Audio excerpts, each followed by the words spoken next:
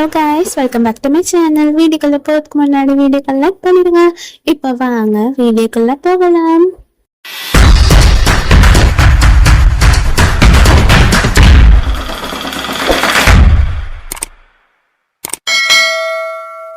ரோஹன் பரியை தான் காட்டுறாங்க. ரெண்டு பேரும் வந்துட்டு போலீஸ் ஸ்டேஷன்ல இருந்து வெளியே வராங்க.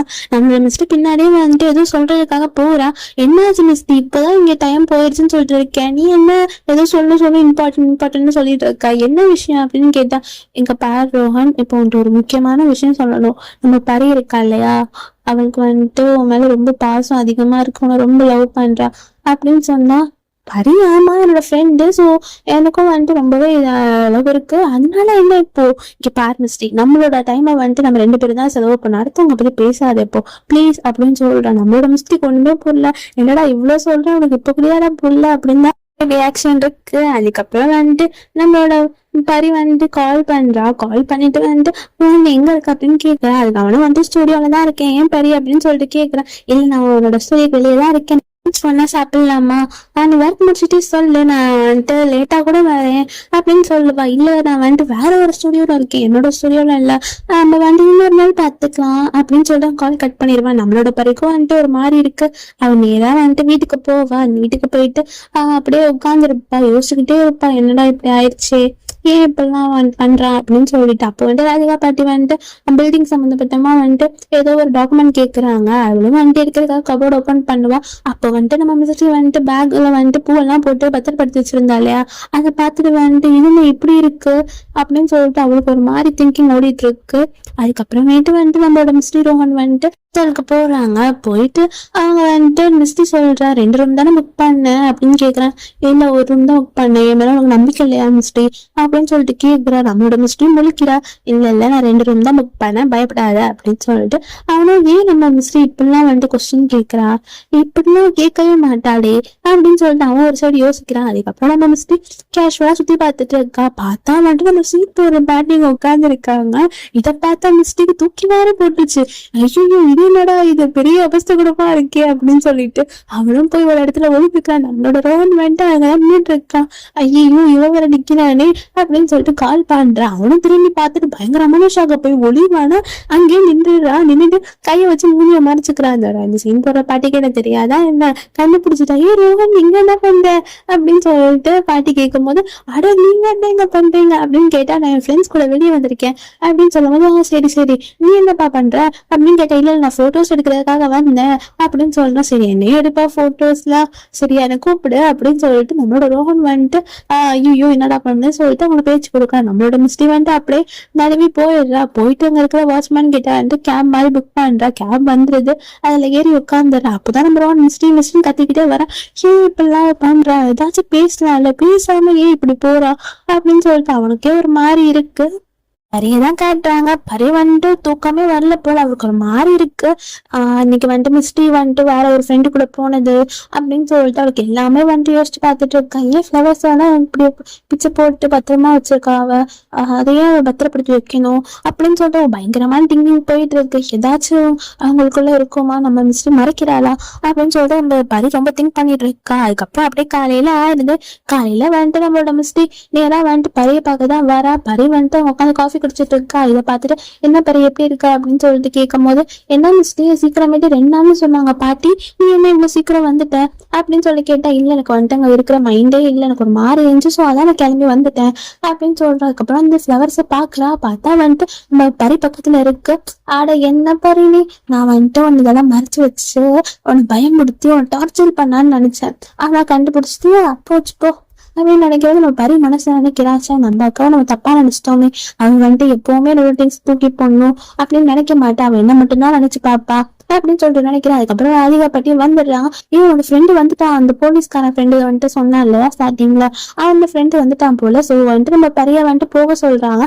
அதுக்கப்புறம் ராதிகா பாட்டி வந்துட்டு பார்த்துட்டு, பாட்டி அங்க இருக்கிற மனசே இல்லை பாட்டி, அதான் பாட்டி வந்துட்டேன் அப்படின்னு சொன்னா, சரி உனக்கு நல்லாவே தெரியும், நேற்று முடிஞ்சு பார்க்கும் போது அப்படிதான் இருந்துச்சு அப்படின்னு சொல்றாங்க. இங்க வந்துட்டு நம்ம பரிய தான் காட்டுறாங்க. பரி வந்துட்டு அந்த போலீஸ்காரன் கூட உட்காந்து பேசிட்டு இருக்கும் போது வந்துட்டு உனக்கு கல்யாணம் ஆயிடுச்சா அப்படின்னு சொல்லிட்டு கேக்குறாங்க. இல்ல நான் வந்துட்டு லவ் பண்ணிட்டு இருக்கேன், கூட தங்கச்சிக்கு கல்யாணம் ஆயிரும் அப்படின்னு சொல்றான். அதுக்கப்புறம் வந்துட்டு உனக்கு கல்யாணம் ஆயிடுச்சுன்னு கேட்டு 6 மாசம் ஆயிடுச்சு அப்படின்னு சொல்லும் போது என்னோட பாய் ஃப்ரெண்டே வந்துட்டான் பார்த்தியா பேசும்போது அப்படின்னு சொல்லிட்டு ரோஹன் இங்க வா அப்படின்னு சொல்லிட்டு கூப்பிடுறான். அவனும் வந்து என்னோட ஃப்ரெண்ட் வந்திருக்கா மீட் பண்ண அப்படின்னு சொன்னா அவன் கை கொடுக்க போறான். பார்த்தா வந்துட்டு நேற்று ஒரு போலீஸ்காரன் பிடிச்சான் இல்லையா நம்ம ரோஹனை பிடிச்சி கேள்விதான் கேட்டுருக்காங்க. அந்த போலீஸ்கார உட்காந்துருக்கான். அவன் கிட்டதான் வந்துட்டு மிஸ்டி என்னோட ஒய்ஃப் அப்படின்னு சொல்லியிருப்பான். பயங்கரமான ஷாக் நம்ம ரோஹனுக்கு.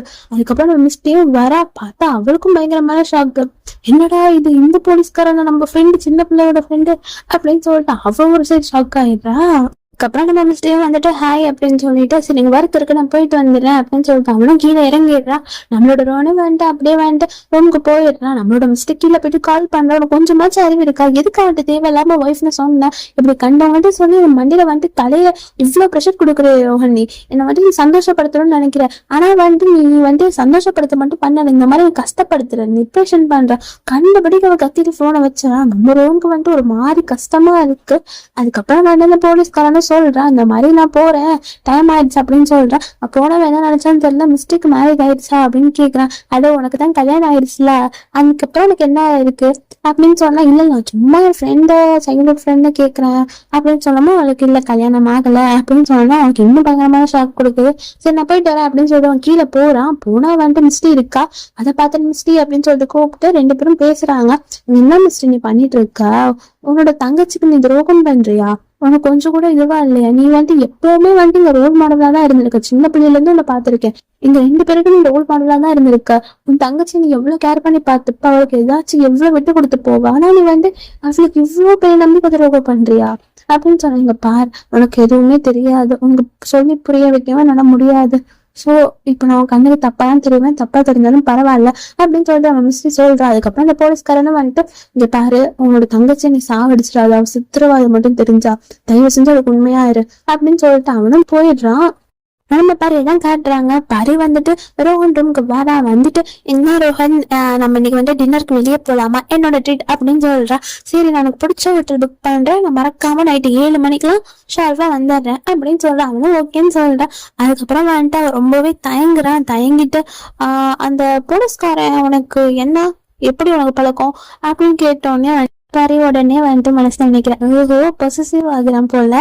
இல்ல ரோஹன் அவன் வந்துட்டு என்னோட சைல்ட்ஹுட் ஃப்ரெண்ட். அவனுக்கு கல்யாணமே 6 மாசம் ஆயிடுச்சு. நீ பயப்படாத அப்படின்னு சொல்றான். அப்ப கூட வந்துட்டு நம்ம ரோஹனுக்கு ஒண்ணுமே புரியல. அவன் வந்துட்டு மிஸ்டி கோவமா இருக்காளே அப்படின்னு தான் நினைச்சிட்டு இருக்கான். ஆனா பரி லவ் பண்றதுக்கு நம்ம மிஸ்டி சொல்லிட்டா. பரி கூட வந்துட்டு இவ்வளவு சொல்லிட்டா. இருந்தாலும் வந்துட்டு அவன் ஒண்ணுமே இது பண்ணவே மாட்டேங்கிறான் நம்ம ரோஹன். அதுக்கப்புறம் வந்துட்டு நம்ம பரி வந்துட்டு நீ இவ்வளவு கோவத்துல ஜெலஸ் ஆகுற அப்படின்னு கேட்டா. என்னோட ஃப்ரெண்டுக்கு நான் ஜெலஸ் ஆகுறேன் அது என்னென்ன தப்பு அப்படின்னு சொல்றேன். நம்மளோட பெரிய மனசுல அழைச்சி சிரிச்சுக்கிட்டு இருக்கா. நீ எப்படி வந்துட்டு ஐ லவ் யூ அப்படின்னு முன்னாடி வந்து சொல்லுவேன். ரொம்ப எக்ஸைட்டா தான் இருக்கேன். நாங்க எப்போ ஒன்னா இருப்போம் அப்படின்னு சொல்லிட்டுலாம் வந்துட்டு நினைச்சு சிரிச்சுட்டு இருக்கா. வந்துட்டு நம்ம சீன் போடுற பாட்டி தான் காட்டுறாங்க. அந்த பாட்டி வந்துட்டு கத்திட்டு இருக்காங்க.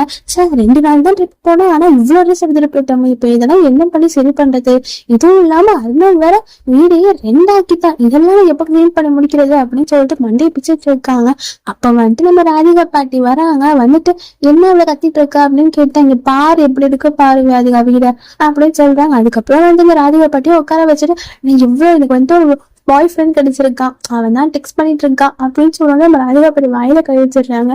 இந்த வயசுல பாய் ஃப்ரெண்டா நீ நினைக்கிற மாதிரி இல்ல ஜஸ்ட் ஃப்ரெண்ட். அது வந்துட்டு நான் பாய் ஃப்ரெண்ட்னால நான் பாய் ஃப்ரெண்டு சொன்னேன். மற்றபடி ஜஸ்ட் ஃப்ரெண்ட் அப்படின்னு சொன்னா அடி பாவி உன் வயசு என்ன நீ சொல்லிட்டு இருக்க? சின்ன பிள்ளைய லவ் பண்ணா அப்படிலாம் பண்ணக்கூடாதுன்னு சொல்லுவீங்க. ஒரு ஏஜ் வந்து லவ் பண்ணா அம்மா அப்பா ஏமாத்துறீங்கன்னு சொல்றீங்க.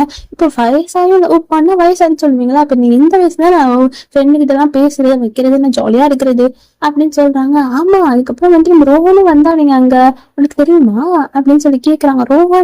ரோஹன் ஸ்டூடியோல போறேன்ல சொன்னா இல்ல வேற ஹோட்டல்ல வந்திருக்கா அங்கே வந்தா அப்படின்னு சொல்லிட்டு ராதிகா பாட்டி ஒரு மாதிரி ஷாக்கா இருக்கா. அவங்களும் வந்துட்டு ஒருத்தங்க யோசிச்சு பாக்குறாங்க என்ன இப்படி சொல்றா இவ அப்படின்னு சொல்லிட்டு. நம்ம வீர் தான் காட்டுறாங்க. வீர் வண்டி ஒர்க் பண்ணிட்டு இருப்பான். அப்ப வண்டி யார கதை தட்டுறாங்க. யாரான்னு பார்த்தா நம்ம மிஸ்ட்ரி தான்.